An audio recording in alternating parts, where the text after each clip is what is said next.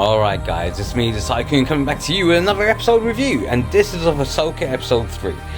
Have you noticed? I haven't said 3 minutes, because I don't know whether this is going to be 3 minutes or a little bit longer, so I'm taking the time limits out. After the initial, I gotta admit, some of the Star Wars fans from my first episode review, I'm not going to be as respectful. I'm going to try and keep it as you know, as a viewer, as much as a viewer as possible, and that's all that this is all about. Watching it from a viewer's perspective, not from a fan's perspective. So, what I found quite interesting with episode 1 and episode 2 and now episode 3 is that each episode is decreased within time. So the first episode was over 50 minutes long, second is over 40 minutes long, this one is over 34 minutes long, including credits. I think the last episode will only be like 4 seconds long. Alright, so let's kick off with this. So it takes off after Ahsoka and Ren, Sabine Wren are on, they've taken off from the home planet. They're away, they're doing their little adventure. Ren has started her training, or tries to restart her training, with Hyung the droid, who's, I believe, is voiced by David Tennant, and he does a great job. But as you can tell, even though she's Force sensitive, she's not quite able to tap into the Force. But she's also a Mandalorian as well, so there's some little couple of things going on there too. It could be just that she's not relaxed enough. I'm only messing around. So Ahsoka comes in and does her part to give a little bit more training and guidance to her. But the episode is quite fast. It does do something decent in this episode, which is, you see how fragile the new Republic really is. Because of the issues that are taking place in episode 2, where there were still people, loyal to the old Empire. And, when they were letting the ship try to get away from that planet. They're trying to go after Thrawn. And Mon Mothma is the new Chancellor. So if you've watched Andor or any of these other things that they've done in the Star Wars universe, you'll know who Mon Mothma is.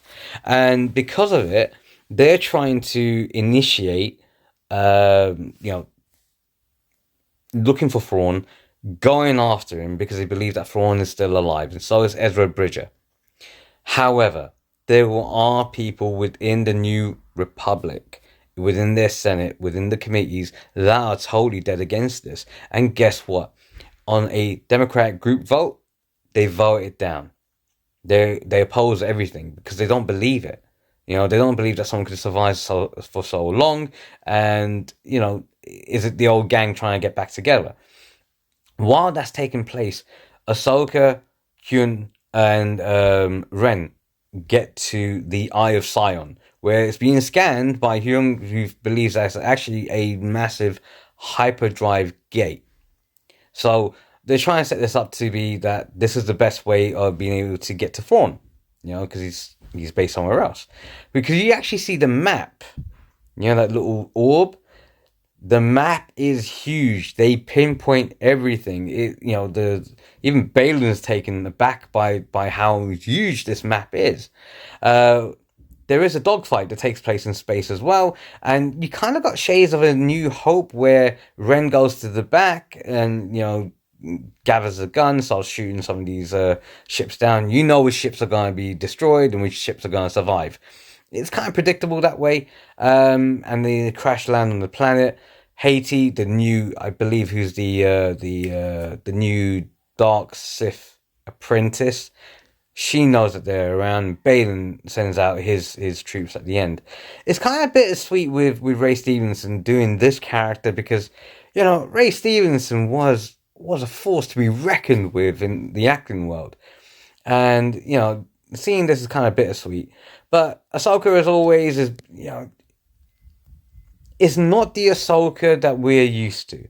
The bubbly, happy. This is a mature Ahsoka. Again, like I said, she's kind of seen it all, so on and so forth. Has lost friends and all the rest of that stuff. But they need to do more. And I don't know what it is that they need to do. You look at The Mandalorian season 1, season 2. Again, season 3 has had some issues with it. But you look at that and you look at the way how they made the characters, they made the episodes. It was fun, engaging. More importantly, you felt for the characters. Unless you've gone into the expanded universe that came from the animated side within Star Wars Rebels, as many people have pointed out to me. If you're watching this as a standalone series, you're not totally invested in the people who are here. You're not invested in Ahsoka because you don't know her character. Apart from, even with the extended Clone Wars, you still, unless you watched it and you're watching this as a standalone series, if you haven't dealt with the extended universe, you're gonna be a little bit, what's going on here? And I don't fear that I'm the only one who's going to be in this situation, because you got to understand something. When Ahsoka came out as a character in the Clone Wars, most people who are Star Wars fans had grown older. They've got jobs. They're looking at that as a TV series for kids. They're not looking at it as an expanded universe. The same with Star Wars Rebels. They're not looking at it as an interconnected universe. They're looking at it as a cartoon.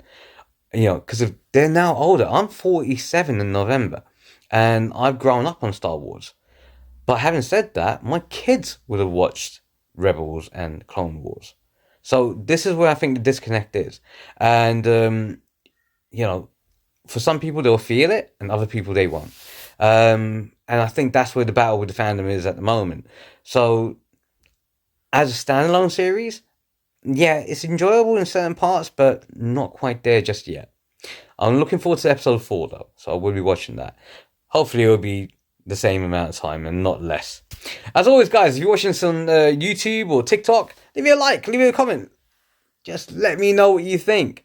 And as always, if you guys don't know, I don't know what happened there, but as always, if you're liking this on TikTok, if you're liking this on YouTube, leave me a like, leave me a follow, leave me a comment. Come at me if you need to. Stitch this, duet this. I don't care what you want to do, but just, let me know. If you don't know how to do that, then you'll need to go back to school. So says the TYCOON.